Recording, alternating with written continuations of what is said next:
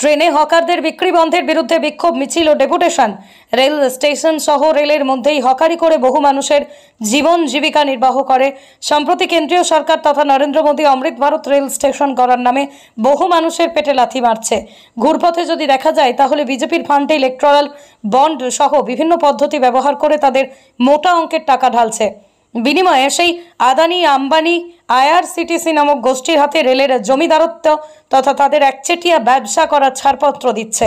আগামী ৪ঠা জুন লোকসভা নির্বাচনের ফলাফল মোদী সরকারকে গদি থেকে নামিয়ে ছাড়বে, তখন দেশ জুড়ে যে হকারদের সমস্যা তা সমাধান হবে। রামপুরহাট স্টেশন ম্যানেজারের নিকট রেলের হকারদের বিভিন্ন দাবি দেওয়া সম্বলিত স্মারক লিপি প্রদান করা হয়। স্টেশন ম্যানেজার দাবিগুলো গুরুত্ব দিয়ে শোনেন, প্রয়োজনীয় ব্যবস্থা গ্রহণের আশ্বাস দেন বলেই সংগঠন নেতৃত্বের দাবি। স্মারকলিপি প্রদান কর্মসূচিতে উপস্থিত ছিলেন আইএনটিটিউসি বীরভূম জেলা সভাপতি Tridip Bhattacharya, nationalist railway hawkers ইউনিয়নের কার্যকরী সভাপতি আব্দুর রেকিব, স্বপন সর্দার প্রমুখ নেতৃত্ব। বীরভূম থেকে শেখ রিয়াজ উদ্দিনের রিপোর্ট, ডব্লিউবি নিউজ 365। আমরা খুব বিচিত্র অবস্থার মধ্যে দিয়ে যাচ্ছি। স্বাধীন ভারতের পর স্বাধীন ভারতে এই প্রথম যে কেন্দ্রের সরকার তারা রেলের উপরে যারা হকারি করে যে গরিব মানুষরা এতদিন ধরে তাদের সংসার রুটি রোজগার চালাচ্ছিলেন, আজকে এই নরেন্দ্র মোদীর আমলে অমৃত ভারত স্টেশন তৈরি করতে গিয়ে সেই গরিব হকারদের রুটি রোজগার শেষ হয়ে গেছে। এক বিচিত্র পরিস্থিতি সারা ভারতবর্ষে, এবং নরেন্দ্র মোদী এর কারণটা হচ্ছে গরিব হকারদের পেটে লাথি মেরে, যাতে করে তারা কোনো খুচরো জিনিস ট্রেনে বিক্রি করতে না পারে।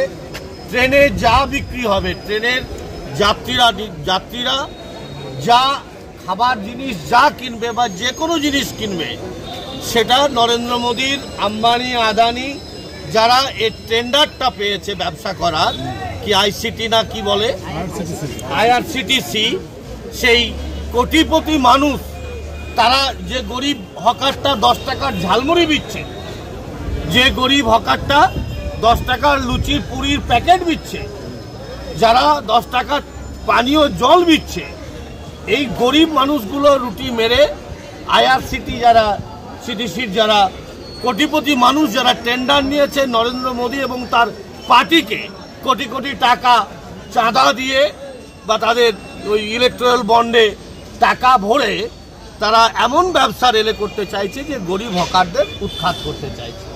এবং এই যে পরিস্থিতির সৃষ্টি হয়েছে, এই পরিস্থিতিতে আমরা আইএনটিটিউসির পক্ষ থেকে, এটা শুধু রামপুরহাটের প্রবলেম নয়, আমরা স্থির করেছি আগামী 4 তারিখ ভারতবর্ষের লোকসভা নির্বাচনের রেজাল্ট, এই রেজাল্টে আমরা আশা করছি এমনিতেই ভারতবর্ষের মানুষ বিজেপিকে ভারতবর্ষের গদি থেকে উৎখাত করবে।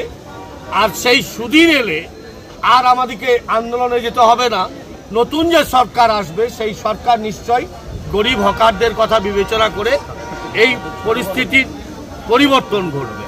কিন্তু তারপরেও যদি না হয়, আমরা বৃহত্তর আন্দোলনে নামব এবং আমাদের জনপ্রতিনিধিদের নিয়ে এই ব্যবস্থাটা করব।